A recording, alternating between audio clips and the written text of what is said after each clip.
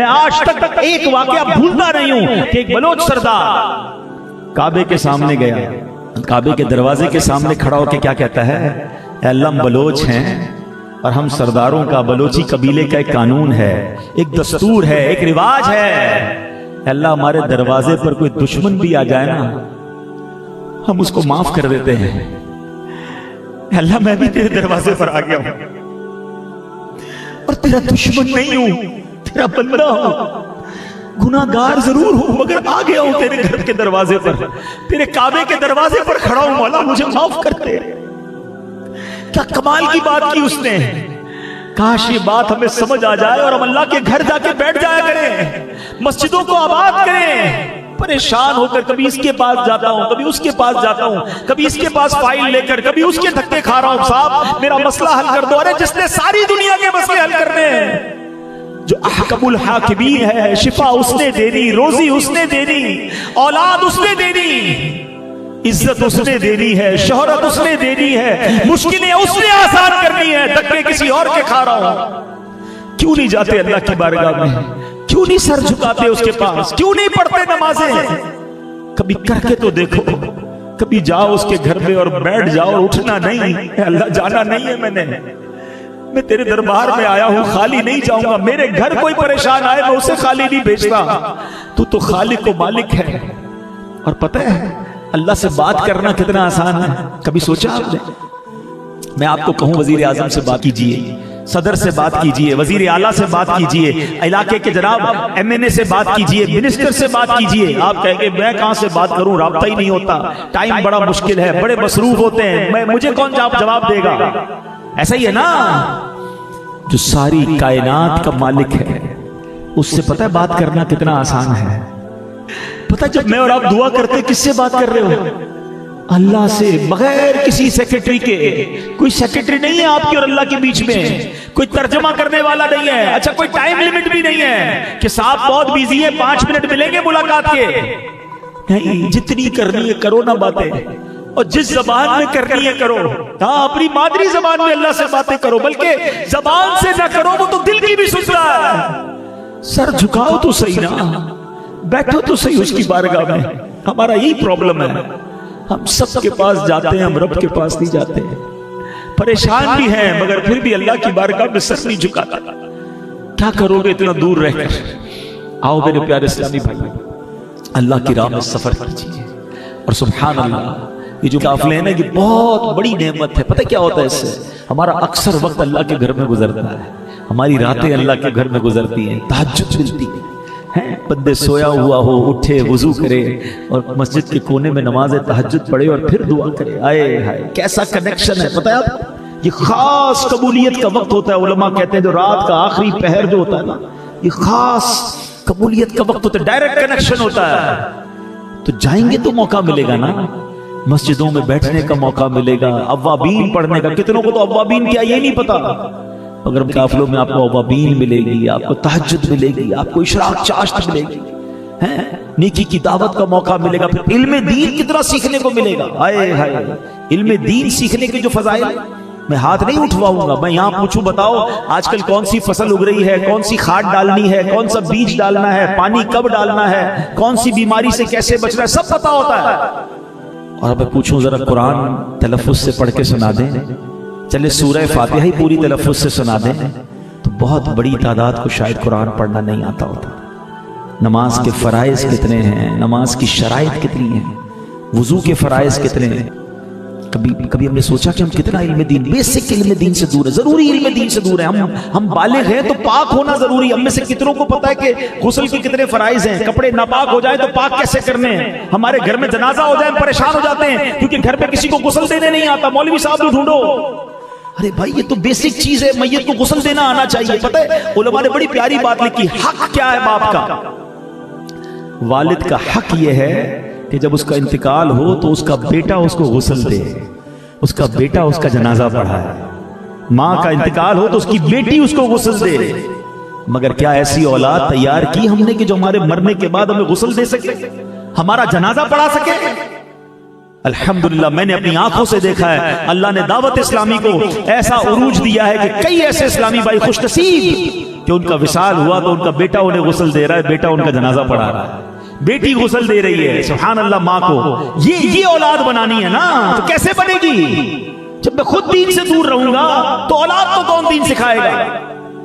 خدا را میرے پیارے اسلامی بھائی، دعوت اسلامی بہت بڑی نعمت ہے، ہم زندگی کو کہیں ضائع نہ کر بیٹھے، علم دین سیکھنے کا موقع ہے قافلے میں، نیکی کی دعوت کا موقع ہے قافلے میں، راہ خدا میں سفر کرنے کا موقع ہے قافلے میں۔ اب سوچے تو صحیح، کتنی نیکیاں قدم قدم پر یہ غبار لگیں گے۔ اچھا پھر خرچ بھی تو ہوگا نا، اللہ کی راہ میں جب آپ سفر کریں گے تو خرچ کریں گے، خرچ کون سا ہوگا؟ یہ بھی اللہ کی راہ میں ہوگا، یہ خرچ بھی اللہ کی راہ میں ہو رہا ہے، اس کی نیکیاں الگ مل رہی ہیں۔ خدا را یہ آپ سوچئے اگر یہ قافلے دعوت اسلامی والے نہ نکالتے نا تو ہم پتہ کیا کرتے؟ ہم کیسے جاتے؟ ہم فضیلتیں پڑھتے، اکیلے سفر کیسے کرتے ہیں؟ کدھر جانا ہے، کدھر ٹھہرنا ہے، کس مسجد میں جانا ہے، نیکی کی دعوت، ہمیں کچھ بھی نہیں کرنا ہے، سامان اٹھانا ہے اور دعوت اسلامی کے مرکز پہنچ جانا ہے کہ میں آ گیا ہوں، مجھے قافلے میں لے جائیں۔ باقی ساری ذمہ داری دعوت اسلامی والوں کی، کون سی مسجد میں جانا ہے، کون سا درس ہوگا، آپ کا جدول کیا ہوگا، آپ نے کیا کرنا ہے، وہ سب ان کی ذمہ داری ہے۔ ہمیں صرف وقت دینا ہے، ہم نے صرف نیت کرنی ہے۔ اور میرے پیارے اسلامی بھائیوں یقین کریں ایسی دعائیں قبول ہوتی ہیں۔ ہاں روایتوں میں آتا ہے مسافر کی دعا قبول ہوتی ہے، اور وہ مسافر جو راہ خدا میں ہو اس کا تو پھر وارے نہیں آ رہے ہیں نا۔ ایسے کئی واقعات ہیں۔ ایک اسلام میں کہتے ہیں کہ جناب ان کے خاندان میں کوئی فیملی میں کوئی تھے، ان کی آنکھیں چلی گئی، ڈاکٹر نے کہا آنکھیں واپس نہیں آئیں گی، سارے علاج کرا لیے۔ کسی نے کہا کہ ڈاکٹر نے تو منع کیا نا، ویسا کرو اللہ کی راہ میں سفر کر کے دعا کر کے دیکھ لو۔ قافلے میں گئے، وہ خوب دعائیں کی، واپس آئے تو جس بیمار کو بغیر آنکھوں والا چھوڑ کے گئے تھے دروازہ کھول رہا ہے، اس کی آنکھیں چمک رہی ہیں، اللہ نے آنکھوں کی بینائی۔ ایسے کئی واقعات ہیں، کئی مریضوں کو شفا ملی۔ مسافر کی دعا قبول ہوتی ہے تو بچپن سے سن رہے ہیں نا، بلکہ لوگ مسافر سے دعا بھی کرواتے ہیں، لیکن جو مسافر راہ خدا کا مسافر ہے، آپ سوچیں اگر آپ پریشان ہیں، مصیبت میں ہیں، میں آپ کو مشورہ دیتا ہوں کہ آپ راہ خدا کا سفر اختیار کریں اور وہاں جا کر دعائیں کریں، انشاءاللہ دعائیں قبول ہوں گی۔ قبلہ شیخ طریقت امیر اہل سنت سے ایک بڑا پیارا سوال آپ سے سوال ہوا کہ آپ جو ہے وہ قافلے کو اتنا اہمیت کیوں دیتے ہیں، آپ بار بار قافلہ کیوں کرتے ہیں؟ بڑوں کی بڑی بات ہوتی ہے نا، اتنی بڑی شخصیت ہے، اللہ کے ولی ہیں، کیا کمال کا جملہ فرمایا۔ آپ فرماتے ہیں کہ پانی ایک جگہ کھڑا ہوتا ہے نا تو وہ گندا ہو جاتا ہے، اس میں بدبو ہو جاتی ہے، اور اگر پانی چلتا رہتا ہے تو پاک صاف رہتا ہے۔ اب ذرا غور کیجئے، ہم بھی جب ایک جگہ پڑے رہتے ہیں، گھر سے دکان، دکان سے گھر، ایک جگہ جانا واپس گھر آنا، اللہ اکبر، بہت ساری باطنی بیماریاں جنم لے لیتی ہیں، مگر جب ہم سفر کرتے ہیں تو توبہ کی توفیق ملتی ہے، بندہ آخرت کے بارے میں سوچتا ہے، اپنے گناہ یاد آتے ہیں۔ جب قافلے میں ہوتا ہے تو اس کو اپنی خطائیں یاد آتی ہیں، سب مل کے دعا کرتے ہیں، کوئی روتا ہے، اس کو دیکھ کر ہماری آنکھوں سے آنسو بہہ نکلتے ہیں۔ ایک ہی روٹین میں لائف گزر رہی ہوتی ہے تو کئی گناہوں کی عادت پڑ جاتی ہے، پتہ بھی نہیں چلتا، مگر جب انسان سفر کرتا ہے، کہتے ہیں نا حرکت میں برکت ہے، جب وہ حرکت کرتا ہے تو اس کو پھر احساس ہوتا ہے کہ یہ میں کیا کر رہا ہوں، اپنی زندگی کو کیوں ضائع کر رہا ہوں۔ اچھا ایک سوال کرنا چاہوں گا، اتنی بڑی تعداد میں اسلامی بھائی ہیں، کون کون چاہتا ہے کہ مرتے وقت میری زبان پر کلمہ پاک ہو؟ واہ بھائی، ہر بندہ چاہتا ہے، ہر مسلمان، جس سے پوچھو نا ساری دنیا میں کیوں چاہتا ہے پتہ ہے؟ حدیث پاک کا مضمون ہے کہ جس کا آخری کلمہ لا الہ الا اللہ ہوگا وہ جنت میں جائے گا۔ تو ہر مسلمان چاہتا ہے کہ کلمے والی موت نصیب ہو، ٹھیک ہے ماشاءاللہ، اتنے سارے سب نے ہاتھ اٹھایا۔ اب میں دوسرا سوال کروں گا، ہاتھ نہیں اٹھانا، اب جواب اپنے آپ کو خود دے دینا۔ آج پورے دن میں کتنی بار کلمہ پڑھا؟ اچھا پورے ہفتے میں کتنی بار کلمہ پاک پڑھا؟ یہ پورا مہینہ جو گزرا ہے اس میں کتنی بار کلمہ پاک پڑھا؟ اب کمال کی بات نہیں ہے، ہر بندہ چاہتا ہے کہ مرتے وقت کلمہ نصیب ہو جائے، زندگی میں کلمہ پڑھنے کے لیے کوئی تیار نہیں ہے۔ کیا کر رہے ہیں ہم؟ حالانکہ افضل الذکر کہا گیا، جتنے ذکر ہے نا سب ذکر میں، حدیث پاک میں سب سے افضل ذکر کہا گیا لا الہ الا اللہ، مگر نہیں پڑھتے۔ نیت کریں انشاءاللہ روزانہ کم از کم ایک تسبیح کلمہ پاک کی پڑھیں گے انشاءاللہ۔ ہاں یہ جس دن آپ نے ذکر و درود کرنا شروع کر دیا نا، آپ محسوس کریں گے کہ آپ پر رحمتیں نازل ہو رہی ہیں، آپ کے کاندھوں کا بوجھ اترنے لگ جائے گا، آپ فریش فیل کریں گے، آپ کی فصلیں برکت والی ہو جائیں گی۔ اللہ رسول کے ذکر کی بڑی برکتیں ہیں، تو انشاءاللہ اب ہم انشاءاللہ اپنی زبان کو ذکر و درود سے تر رکھیں گے انشاءاللہ۔ ذکر و درود ہر گھڑی ورد زبان رہے، ذکر و درود ہر زباں رہے، ورد زباں رہے، میری فضول گوئی کی عادت نکال دو، میری فضول گوئی کی عادت نکال دو۔ تو انشاءاللہ فضول باتوں سے بچ کر سوشل میڈیا پہ فضول وقت ضائع کرنے کی بجائے ذکر و درود کرتے رہیں گے انشاءاللہ۔ محبت کے ساتھ درود پاک پڑھ لیں، صلو علی الحبیب صلی اللہ تعالی علی محمد صلی اللہ علیہ وسلم۔ ایک بہت ہی خوبصورت آپ کو واقعہ سناتا ہوں، اور یہ واقعہ مدینہ پاک کا واقعہ ہے۔ سرکار دو عالم صلی اللہ تعالی علیہ وسلم نے ایک شخص کے بارے میں نبی پاک علیہ السلام نے فرمایا، اور کیا خوب فرمایا، آپ سنیں گے تو ایمان تازہ ہو جائے گا۔ سرکار دو عالم علیہ السلام کا ویسے تو ہر فرمان ہی با کمال ہے، مگر یہاں نبی پاک کا فرمان شاید آپ میں سے بہت سارے لوگ پہلی بار سنیں گے۔ ایک ایسا شخص، ایک ایسے صحابی کہ جن کا انتقال ہوا، ان کا جنازہ تیار کیا گیا، نبی پاک علیہ السلام نے ان کا جنازہ پڑھایا۔ اس صحابی کی قسمت دیکھیں، مگر پیارے آقا علیہ السلام کو معلوم ہوا کہ یہ شخص جہاں پیدا ہوئے تھے نا صحابی رسول، وہیں ان کا انتقال، اسی شہر میں ان کا انتقال ہو گیا۔ تو نبی پاک نے فرمایا کہ کاش اس کا انتقال اس کی جائے پیدائش کے علاوہ کسی اور شہر میں ہوتا۔ ہے نا عجیب بات کہ جہاں یہ پیدا ہوا ہے اس کے علاوہ کسی اور شہر میں ہوتا۔ صحابہ کرام سارے حیران ہو گئے، عرض کرتے یا رسول اللہ صلی اللہ علیہ وسلم، اس میں کیا راز ہے کہ بندہ جہاں پیدا ہو وہاں نہیں بلکہ کسی اور جگہ پر اس کا انتقال ہو؟ تو پیارے آقا علیہ السلام نے فرمایا کہ جب آدمی اپنی جائے پیدائش کے علاوہ دوسرے شہر میں انتقال کرتا ہے تو اس کے پیدا ہونے کی جگہ سے لے کر اس کے مرنے تک ساری زمین کی پیمائش کر کے اتنی زمین اسے جنت میں عطا کر دی جاتی ہے۔ کیسی کمال کی بات ہے کہ بندہ پیدا کہیں ہوا، انتقال کہیں ہوا، اس کے درمیان جتنی جگہ ہے نا وہ ساری جگہ کی پیمائش کی جاتی ہے اور اتنی جگہ اسے جنت میں عطا کر دی جاتی ہے۔ اللہ اکبر۔ اے میری پیاری اسلامی بھائیوں، اب ذرا غور کیجئے، ہم پیدا وہاں ہوتے ہیں جہاں اللہ چاہتا ہے، ٹھیک ہے، روح بھی اسی جگہ نکلتی ہے جہاں رب کی مرضی ہے، لیکن چونکہ بندہ مومن ہے، اس کے دل میں ایمان کا نور ہے، اس کے گلے میں غلامی رسول صلی اللہ علیہ وسلم کا پٹا ہے، لہٰذا اس کا غیر اختیاری کام جو اس کے ہاتھ میں نہیں ہے یہ بھی اللہ کے ہاں مقبول ہے، اس پر بھی اجر عطا کیا جاتا ہے۔ سبحان اللہ۔ اور جو بے ایمان ہے، غیر مسلم ہے، اس کے ارادے اور اختیار سے بھی کوئی اچھے کام وہ کر لے تو وہ بھی اللہ کی بارگاہ میں مقبول نہیں، اس کا بھی اسے اجر نہیں ملے گا، مگر ایمان دل میں ہے، جو کام ہمارے ہاتھ میں نہیں اگر وہ بھی ہم سے ہو جائے تو بھی رب عز و جل اس کا اجر عطا فرماتا ہے۔ کیا خوبصورت بات، سبحان اللہ۔ سیدی اعلیٰ حضرت لکھتے ہیں مومن ان کا کیا ہوا اللہ اس کا ہو گیا، مومن ان کا کیا ہوا اللہ اس کا ہو گیا،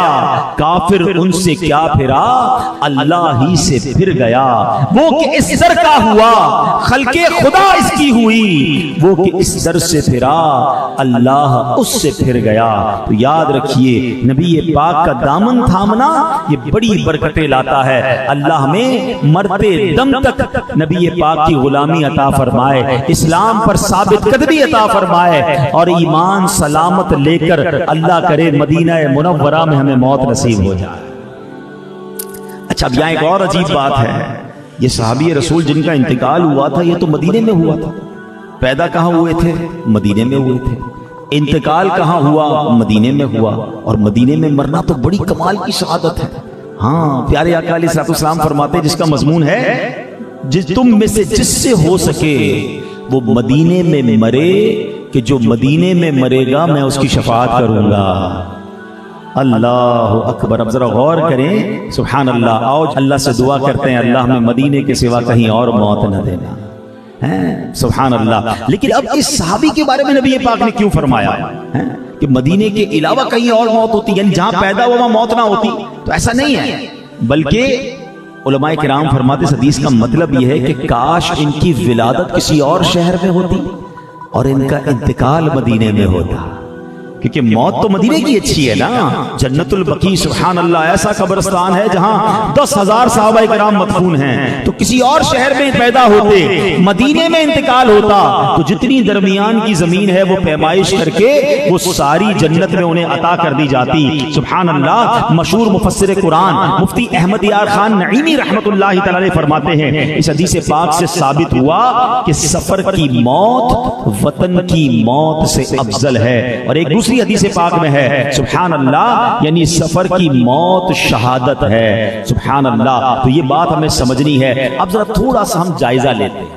اولیاء کرام کے چاہنے والے یہاں موجود ہیں. ملتان شریف میں کتنے اولیاء کرام کے مزار ہیں. کبھی ایک جائزہ لیجئے, کبھی مزار پہ جایا کریں نا, تو ایک چیز آپ چیک کریں, آپ کو اکثر مزارات پر ایک چیز واضح طور پر ملے گی کہ ہم جس مزار پر جاتے ہیں, جہاں مزار ہوتا ہے نا, وہ صاحب مزار اس شہر میں پیدا نہیں ہوئے ہوتے. بہاؤالدین زکریا ملتانی جو ہیں کیا ملتان میں پیدا ہوئے؟ داتا گنج بخش کیا لاہور کے ہیں؟ بابا فرید کیا پاک پتن میں پیدا ہوئے؟ غور کیجئے. عبداللہ شاہ غازی کراچی میں, مدینے میں پیدا ہوئے. وصال کہاں ہوا؟ کراچی میں. خود غوث پاک شیخ عبد القادر جیلانی بغداد میں پیدا نہیں ہوئے, جیلان میں پیدا ہوئے. اب آپ غور کرتے جائیں کہ کہاں کہاں بڑے بڑے بزرگوں کے مزار ہیں جو کہاں سے آئے. خواجہ غریب نواز ہندوستان میں پیدا نہیں ہوئے ہیں اور وہ اجمیر پہنچ گئے. یہ کہاں سے چلتے تھے؟ کوئی افغانستان میں پیدا ہوا, کوئی ایران فارس میں پیدا ہوا, کوئی جناب مدینے میں پیدا ہوا, کوئی مصر میں. کہاں سے چلے اور ان کا مزار کہاں بن گیا؟ اب ذرا سوچیں کہ جو فارس سے چل کر اجمیر میں انتقال کر رہا ہے, جو جناب افغانستان سے چل کر بریلی میں انتقال کر رہا ہے, جہاں سے لوگ جا رہے ہیں, اب غور کریں کہ اتنی بڑی جگہ جو ہے وہ ساری جگہ انشاءاللہ ان کے لیے جنت میں انہیں عطا کر دی جائے گی. اچھا یہ سفر کیوں ہوئے تھے یہ بھی غور کرنا ہے, ٹھیک ہے نا. یہ سفر کیوں ہوئے تھے؟ خواجہ غریب نواز کیوں آئے تھے؟ کسی بزنس ٹرپ پہ اجمیر آئے تھے؟ بلکہ اجمیر سے پہلے تو لاہور آئے تھے. ہمارے داتا صاحب کے قدموں میں آئے تھے نا. 40 دن انہوں نے لاہور میں چلا کیا. جتنے مزارات ہیں یہ اللہ کے دین کے پھیلانے آئے تھے. انہوں نے گھر چھوڑا, انہوں نے وطن چھوڑا, واپس نہیں جا سکے اور کسی اور جگہ پر ان کا وصال ہو گیا. یہ سارے مزارات پکار کر ایک بات سمجھا رہے ہیں کہ اللہ کی راہ میں سفر کرنا, دین پھیلانے کے لیے سفر کرنا, یہ بزرگوں کا طریقہ. بلکہ اس سے اور اوپر چلتے ہیں نا, صحابہ کرام علیہ رضوان کی سیرت کو سمجھیے ذرا. آپ کو پتہ ہے صحابہ کرام علیہ رضوان کتنے صحابہ تھے؟ نبی پاک نے جب حجۃ الوداع آخری خطبہ دیا نا حج کا, تو 1,24,000 صحابہ وہاں موجود تھے عرفات کے میدان میں. اور آپ کو پتہ ہے جنت البقیع میں کتنے صحابہ ہیں؟ ابھی تھوڑی دیر پہلے میں نے بتایا, کم و بیش 10,000 صحابہ کرام. تو باقی 1,14,000 کہاں گئے؟ یقیناً مکے میں کچھ ہزار صحابہ ہوں گے جنت المعلا میں, باقی کہاں ہیں؟ آپ کو پتہ ہے پاکستان میں کبھی پتہ چلتا ہے فلاں علاقے میں صحابی کا مزار ہے. دنیا بھر میں صحابہ کے مزار, مصر میں, عراق میں, آپ جائیں تو صحیح جارڈن میں, دنیا بھر میں. بلکہ بھائی بتا رہے تھے کہ چائنا میں وہ گئے, بتایا کہ وہاں گوانزو ایک شہر ہے جہاں سیدنا سعد بن ابی وقاص رضی اللہ عنہ کا مزار شریف مشہور ہے. اب کبھی سوچے تو صحیح مدینے سے چائنا دور کتنا ہے؟ اگر جہاز بھی چلے نا کنٹینیو نان سٹاپ, تو بھی کم از کم 11-12 گھنٹے کی فلائٹ ہوگی. پتہ نہیں کیسے پہنچے ہوں گے اس زمانے میں چائنا. مگر کیوں گئے تھے؟ اللہ کے دین کو پھیلانے کے لیے. آج ہے پاکستان میں رہنے والوں جو ہم مسلمان ہیں نا, تو یہ صحابہ اور اولیاء کی مہربانی ہے نا کہ یہ چلے یہاں تک, سفر کیا, واپس نہیں گئے. تو یہ حدیث پکار کر کہہ رہی ہے کہ بندہ اگر سفر میں مرتا ہے, اپنے وطن سے دور اس کا وصال ہوتا ہے, تو اس کو کتنا اجر ملتا ہے. مگر آج ہم میں سے ٹریول کیا کرتے ہیں؟ بہت سارے لوگ سفر کرتے ہیں, کبھی جائیں بس اسٹیشن پر, ٹرین اسٹیشن پر, ٹکٹیں نہیں ملتی ہیں, اتنے لوگ جا رہے ہوتے, جہاز بھرے ہوئے ہیں. مگر آپ دیکھیں کہ لاکھوں کروڑوں لوگ سفر کر رہے ہیں, مگر وہ سفر کس لیے کر رہے ہیں؟ کوئی کاروبار کے لیے کر رہا ہے, کوئی دوستوں سے ملنے, فیملی کے پاس سفر کر رہا ہے, کوئی گھومنے پھرنے سفر کر رہا ہے. اس پوری ٹرین کے اندر, پوری بس کے اندر, پورے جہاز میں ایسے کتنے ہیں جو دین کے لیے سفر کر رہے ہیں, جو راہ خدا میں سفر کر رہے ہیں. آج میرا موضوع یہ ہے میرے پیارے اسلامی بھائی, ہم اتنے سارے اسلامی بھائی موجود ہیں, اس میں مجھے بہت سارے نمازی بھی نظر آ رہے ہیں ماشاءاللہ, چہروں پہ داڑیاں بھی ہیں, مگر ہمارا ذہن کیا بنی ہے کہ بھائی نماز پڑھتا ہوں نا, روزے رکھتا ہوں, اپنی فیملی کو ٹائم دیتا ہوں, اپنے کاروبار کو ٹائم دیتا ہوں, اور اپنے تمام حقوق کو پورے کرتا ہوں. ٹھیک ہے, زندگی تو اچھی گزر رہی ہے, مگر ان سے پوچھیں کہ کیا آپ راہ خدا میں سفر بھی کرتے ہیں؟ اپنے گاؤں اپنے شہر سے باہر جا کر کسی کو اللہ رسول کی بات پہنچاتے ہیں، دین کا پیغام دیتے ہیں، نیکی کی دعوت دیتے ہیں، ایسا بالکل بہت کم ہوتا جا رہا ہے۔ اچھا آپ لوگوں نے کیا سمجھ لیا ہے کہ یہ نیکی کی دعوت دینے کا کام تو دعوت اسلامی والوں کا ہے، یہ جاتے ہیں نا قافلے میں دعوت اسلامی والے، یہ چلے جائیں گے بس ٹھیک ہے۔ تو کیا یہ ذمہ داری صرف دعوت اسلامی والوں کی ہے؟ کیا یہ ذمہ داری صرف چند اسلامی بھائیوں کی ہے؟ نہیں میرے پیارے اسلامی بھائی، ہمیں بھی اللہ رسول کے پیغام کو، دین کے پیغام کو، نیکی کی دعوت کو دنیا بھر میں پہنچانے کے لیے سفر کرنا چاہیے۔ اور اس کے فضائل کتنے ہیں کبھی آپ سوچیں تو ایمان تازہ ہو جاتا ہے۔ بخاری اور مسلم کی روایت سنیے، رسول ذیشان مکی مدنی سلطان صلی اللہ علیہ وسلم نے فرمایا، اللہ پاک کی راہ میں صبح یا شام کرنا دنیا اور جو کچھ دنیا میں ہے اس سب سے بہتر ہے۔ یعنی اس دنیا اور اس دنیا میں جو کچھ ہے، دنیا و ما فیہا، جو کچھ اس میں ہے سب سے بہتر ہے۔ ایک اور حدیث پاک سنیے، حضرت ابو ہریرہ رضی اللہ عنہ اس حدیث کے راوی ہیں، ترمذی شریف کی حدیث ہے کہ نبی پاک علیہ الصلوۃ والسلام نے فرمایا، کسی بندے پر راہ خدا کا غبار اور دوزخ کا دھواں جمع نہیں ہو سکتا۔ یعنی جس کے اوپر راہ خدا کا غبار ہوگا نا وہ پھر دوزخ میں نہیں جائے گا۔ مفتی احمد یار خان نعیمی فرماتے ہیں کہ راہ خدا کا غبار وہ ہے جو رب کی رضا کے لیے راستے پہ چلا جائے اور وہاں سے غبار بدن، کپڑوں یا پاؤں پر پڑ جائے۔ جب آپ سفر کرتے ہیں تو غبار پڑتا ہے نا، دھول مٹی اڑتی ہے، سبحان اللہ۔ اس کا مطلب یہ ہوا کہ جو اللہ کی راہ میں چلتے ہیں، اے قافلوں میں جانے والوں تمہیں مبارک ہو، اے اجتماع کے لیے آج آنے والوں، ہاں آج اس اجتماع کے لیے جو آپ نے سفر کیا ہے نا، ہم سب کے چپلوں پر، سب کے جوتوں پر غبار لگا ہوگا، کسی کے چہرے پر، کسی کی چادر پر غبار لگا ہوگا۔ جو اس اجتماع میں شرکت کرنے آئے ہیں، ہم یہاں کوئی اور کاروبار کرنے نہیں آئے، ہم دنیا کا کوئی مال جمع کرنے نہیں آئے، ہم اللہ کی رضا کے لیے آئے ہیں۔ سبحان اللہ، آپ کو مبارک ہو۔ کہ حدیث پاک کیا ہے دوبارہ سن لو کہ اللہ کے نبی فرماتے کسی بندے پر راہ خدا کا غبار اور دوزخ کا دھواں جمع نہیں ہوگا۔ ہم اللہ سے دعا کرتے ہیں اللہ اس اجتماع کی برکت سے، یہاں آنے کی برکت سے ہم سب پر جہنم کو حرام فرما دے، جہنم سے ہمیں نجات عطا فرما دے۔ تو ایسی محفلوں میں، ایسے اجتماع میں اور ایسے سفر کرتے رہا کریں نا کہ جہاں ہمارے کبھی چہرے پر غبار راہ خدا کا پڑے۔ لوگ دھول مٹی میں صبح سے شام تک ہوتے ہیں، کیوں ہوتے ہیں؟ پیسے کمانے جا رہے ہیں، کاروبار کرنے جا رہے ہیں، دوستوں سے ملنے جا رہے ہیں، گھومنے پھرنے جا رہے ہیں۔ راہ خدا میں بھی تو سفر کرتے رہنا چاہیے، اور یہی صحابہ کا طریقہ ہے۔ نبی پاک علیہ الصلوۃ والسلام نے فرمایا مسافر اللہ پاک کے محبوب بندے ہیں۔ پوچھا گیا کون مسافر؟ فرمایا وہ جو اپنے دین کے لیے یہاں سے وہاں، وہاں سے یہاں سفر کرتے ہیں، روز قیامت انہیں حضرت عیسیٰ علیہ السلام کے پاس جمع کر دیا جائے گا۔ اے راہ خدا میں سفر کرنے والوں مبارک ہو، اے قافلوں میں سفر کرنے والوں مبارک ہو، اے دین کے لیے ملک ملک، گاؤں گاؤں، شہر شہر سفر کرنے والوں مبارک ہو۔ نبی پاک فرماتے قیامت کے دن حضرت عیسیٰ کا انہیں قرب ملے گا۔ کیوں؟ کہ حضرت عیسیٰ علیہ السلام نے اپنا گھر بھی نہیں بنایا تھا، وہ سفر میں ہی رہا کرتے تھے، وہ دین کی راہ میں سفر کیا کرتے تھے۔ تو سبحان اللہ، جو لوگ یہ کام کرتے ہیں قیامت کے دن حضرت عیسیٰ علیہ السلام کا انہیں قرب ملے گا۔ اے میرے پیارے اسلامی بھائیوں، شیخ شہاب الدین سہروردی بڑی عظیم ہستی ہے، پتہ ہے کتنی بڑی ہستی ہے کہ آپ کے بارے میں آتا ہے کہ آپ سلسلہ سہروردیہ کے پیشوا ہیں۔ جتنے سہروردی ہیں نا، یہ سلسلہ سہروردیہ کے جو ہیڈ ہیں یہ حضرت شیخ شہاب الدین سہروردی رحمۃ اللہ تعالی علیہ، اور ان کی بزرگی کا عالم یہ تھا کہ غوث پاک رحمۃ اللہ تعالی علیہ نے آپ کے سینے پر ہاتھ رکھا، فرماتے اس کی برکت سے میرا سینہ علم لدنی سے بھر گیا۔ غوث پاک نے جب ہاتھ رکھا نا شیخ شہاب الدین سہروردی رحمۃ اللہ علیہ کے سینے پر، آپ کہتے ہیں میرا سینہ علم لدنی سے بھر گیا۔ علم لدنی کیا ہوتا ہے؟ یہ اللہ کی طرف سے خاص علم خاص لوگوں کو ملتا ہے۔ اب شیخ شہاب الدین سہروردی کیا فرماتے ہیں سنیے گا، اب غور سے سنیے گا۔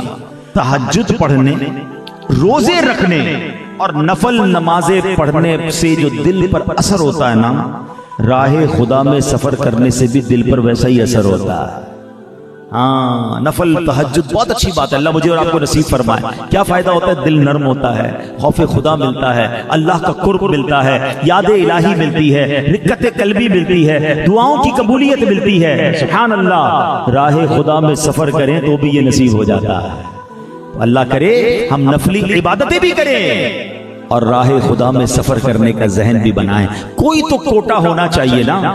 ایک ہی گاؤں میں پیدا ہوئے, ایک ہی علاقے میں بڑے ہوئے اور جناب وہیں دنیا سے چلے جائیں. ارے زندگی کے کچھ دن تو ایسے ہوں جو میرے فقط راہ خدا میں ہوں, میں اللہ کی بارگاہ میں کہہ سکوں. کبھی سوچئے قیامت کا دن ہوگا نا, ہم سب کو اپنا اپنا نامہ اعمال پڑھ کر سنانا ہوگا, ٹھیک ہے نا.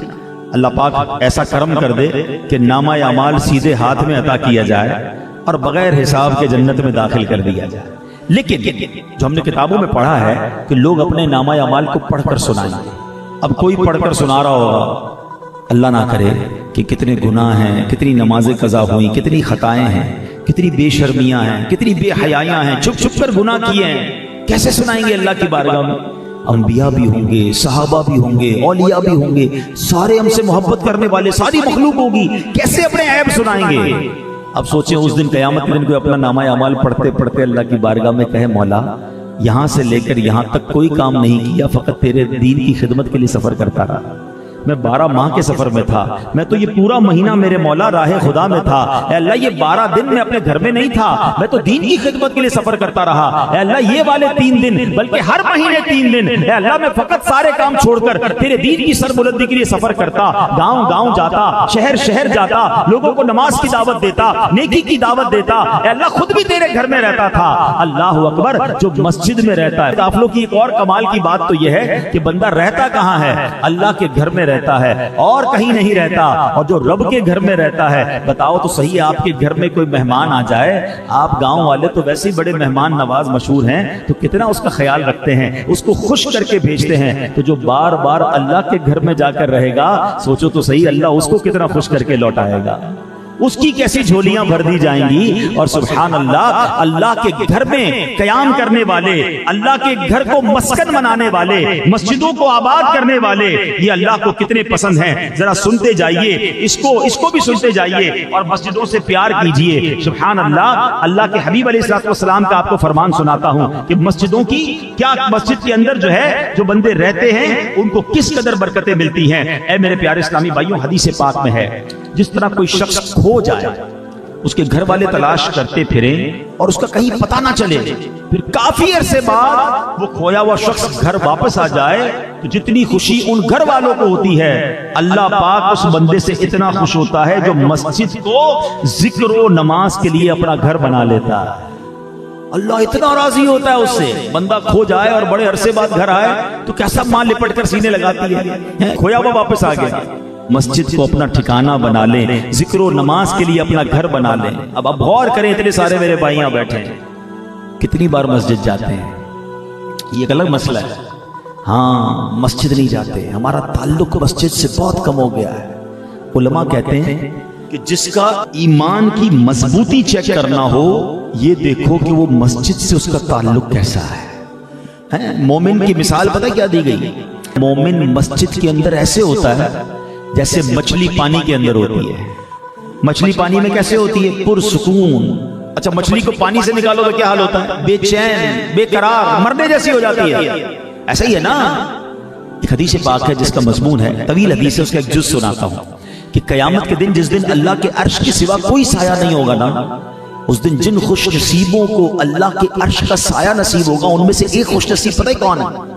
اللہ کے نبی فرماتے ہیں صلی اللہ علیہ وسلم, وہ بندہ جو مسجد سے باہر نکلے مگر اس کا دل مسجد میں لگا رہے, پھر مسجد میں جانے کو جی چاہے, جو ایسے مسجد سے اٹیچ ہے نا, فرمایا اسے اللہ قیامت کے دن اپنے عرش کا سایہ نصیب فرمائے.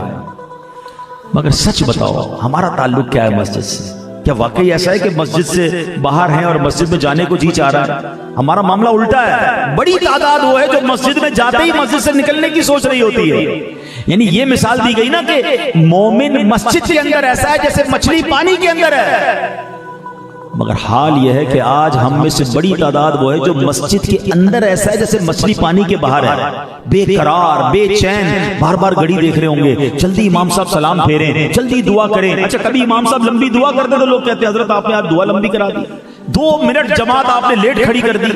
امام صاحب بھی انسان ہے, ہو جاتا ہے, لیٹ ہو گئے, نہیں پکڑ لیں گے امام صاحب کو, 2 منٹ آپ نے نماز لیٹ کی.